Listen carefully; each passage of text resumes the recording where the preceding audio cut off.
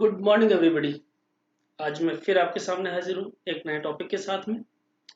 और उस टॉपिक का नाम है aggregate supply and it's components. इससे पहले वाली क्लास में हमने डिस्कस किया था एग्रीगेट डिमांड को और उसके कंपोनेंट्स को। मुझे पूरी आशा है कि आप लोगों के अच्छे समझ में आया होगा, लेकिन फिर भी अगर कुछ समझ में नहीं आया है या कुछ आपको लगता है कि इसमें और क्लेरिफिकेशन चाहिए, तो आप मुझे कमेंट बॉक्स में जाकर उसके बारे में इन्फॉर्म कर सकते हैं। ओके, हम स्टार्ट करते हैं आज का टॉपिक एग्रीगेट सप्लाई। सबसे पहले हम ये देखेंगे कि एग्रीगेट सप्लाई है क्या।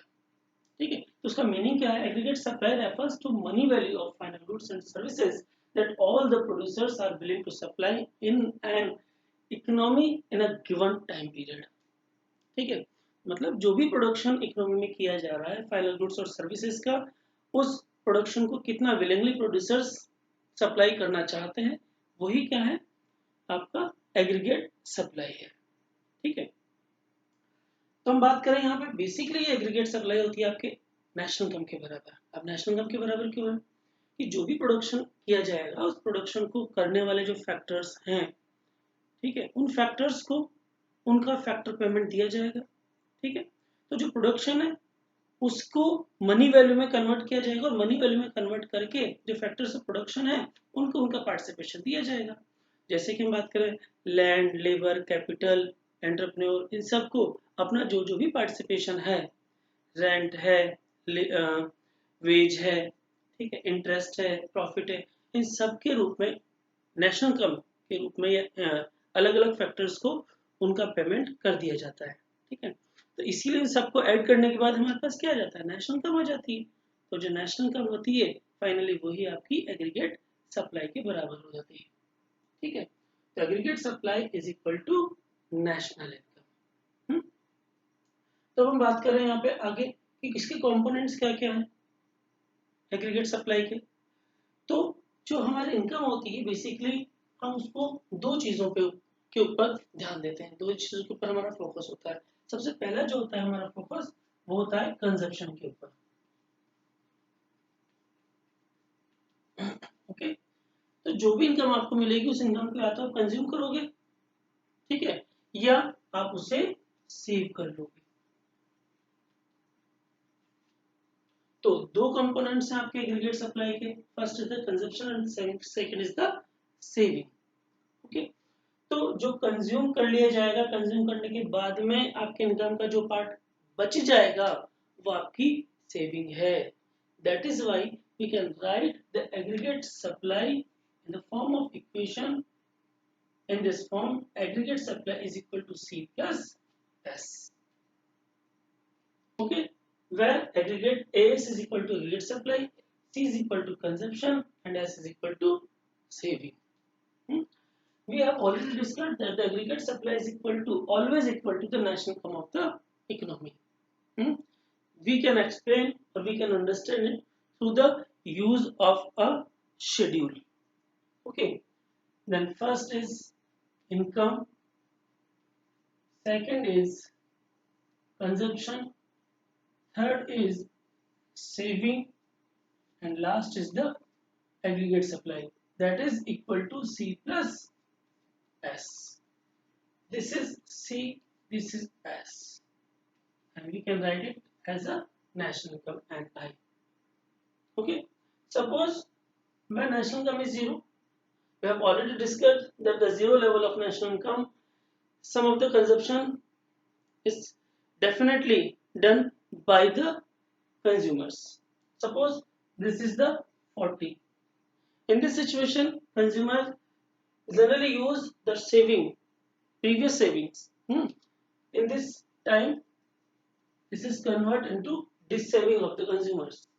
That is why it is 40. Because at the zero level of national income, consumption is done by the use of previous saving. Then aggregate supply is equal to 0. Suppose there is increase in national income with the rupees 100 crore and the consumption is also increased with 120. In this situation, the saving is minus 20 and finally aggregate supply is equal to 100. After that, national income increase with 200 and consumption is also increased with 200. Saving is 0 and aggregate supply is equal to 200. After that, income is 300, consumption is 280, saving is 20 and the aggregate supply is 300. After that, 400 income, consumption is 360, saving is 40 and aggregate supply is 400. तो क्या बता रही है schedule हमें कि जैसे जैसे as income increases consumption is also increases and saving is also increases. At a particular point of consumption, saving is 0 where consumption and income both are equal to each other. Okay? और तो जैसे जैसे income बढ़ेगी consumption बढ़ेगा, saving भी बढ़ेगी और finally income हमारी एग्रीगेट सप्लाई के इक्वल होगी. We can understand it through the use of a diagram also. Okay? Okay. So we can understand it through the use of a diagram. In this diagram, we have a 45-degree line that is also known as the aggregate supply curve. But we should know that this is the 45-degree line. What is the meaning of 45-degree line? The line of 45 degree or angle of 45 degree divide both the axis OX axis and OY axis in the same proportion. ठीक है, तो दोनों को इसने क्या किया, बराबर बराबर प्रोपोर्शनल डिवाइड कर दिया.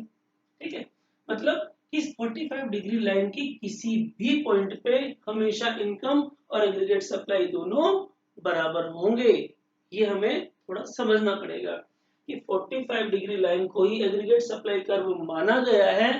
ठीक है, क्योंकि 45 डिग्री लाइन के हर एक पॉइंट पे नेशनल इनकम और एग्रीगेट सप्लाई दोनों हमेशा बराबर होते हैं, दोनों का एरिया इक्वल होता है. इस एरिया के थ्रू हम समझ सकते हैं.